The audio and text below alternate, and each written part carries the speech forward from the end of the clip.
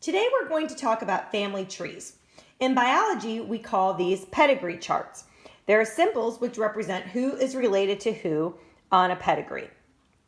The first symbols are a square is a male and a circle is a female.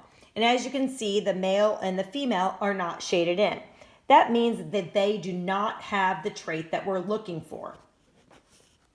If someone is affected, it would be shaded in, an affected male, an affected female. What that means is that they carry the trait that you're looking for. So your family tree or your pedigree chart may be that you are looking for members of the family that have hemophilia. So if anyone that has the disease hemophilia, they would be shaded in. You could also have someone that you're looking for people that where a ginger hair came from, or it possibly could be, if someone has the disease sickle cell anemia, that they would also be shaded in. Then we also have carriers. Carriers are people that have the gene, but they do not have the trait.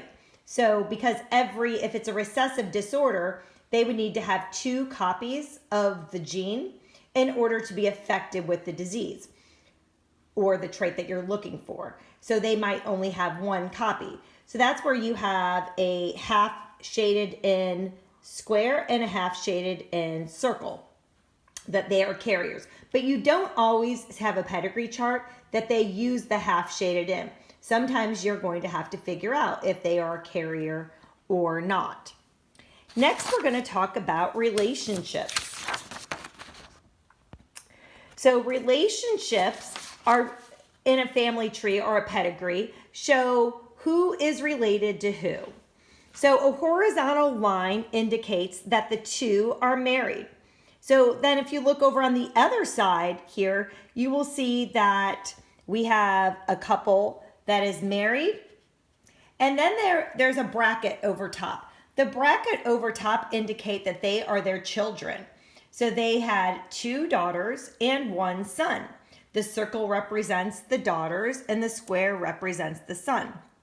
Then if you notice that we have 2 Roman numerals here, these are going to represent the generations. So in this pedigree chart, we have 2 generations. We have generation 1 of the mom and the dad, and we have generation 2 of the children.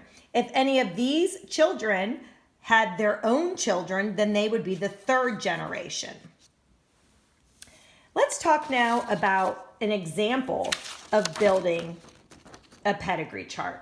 So in this example, we have the mom and dad, which is Karen and John had 3 children. Their oldest was a son named Tyler, and then they had 2 daughters, Morgan and Sarah. Sarah, as you can see, as the connection there, Sarah was married to Brent, and they had 2 children, Lily and Sadie, both girls represented by the circles. So in this pedigree chart, it is going to show you that we have 3 generations. Now for this, I did not shade in any circles or squares because I'm just showing you right now on how to build a pedigree chart. Now I want you to construct a pedigree posted on your Google Classroom. You will also need a blank sheet of paper to construct a pedigree of your own. Pause this video while you follow the directions on building a pedigree. When you complete building your pedigree, turn the video back on and check your work with me. We will begin with a couple named John and Jane. They should be drawn in the middle of your page and connected with a horizontal line. On the pedigree, this shows that they've had children together. Jane and John have 2 children, a boy named Luke and a girl named Sally.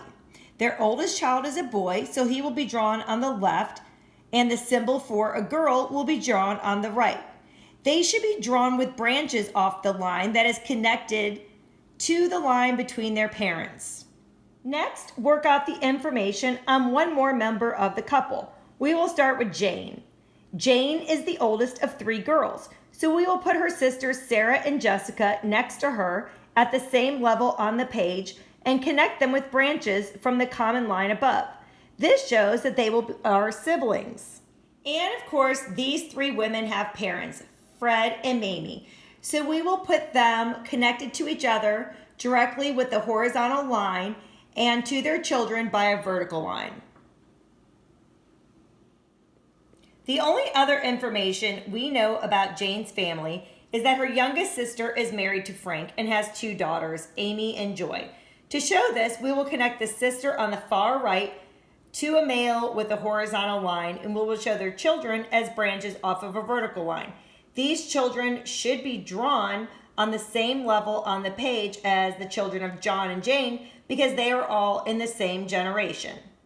Now we will move to John's side of the family. He is the youngest of four children. The oldest is a boy named Billy, followed by a girl named Kathy, then another boy named Jim, and then John. We connect them as branches off of a single line to show that they are siblings. Next, we will put in John's parents, Dave and Pat. And as you can see, Dave and Pat would also be the same generation as Fred and Mamie. And finally, we add that John's oldest brother is married to Diane, and they have one son, Matt. To show this, we will connect him to his wife with a horizontal line and drawing a line down to their son. Notice here that the line does not have any branches because they just have one child, Matt. Now the pedigree is complete with all the information we have. All the people in the same generation should be level with one another on a page. So how many generations does this pedigree have? The answer should be that it's 3 generations. Great job.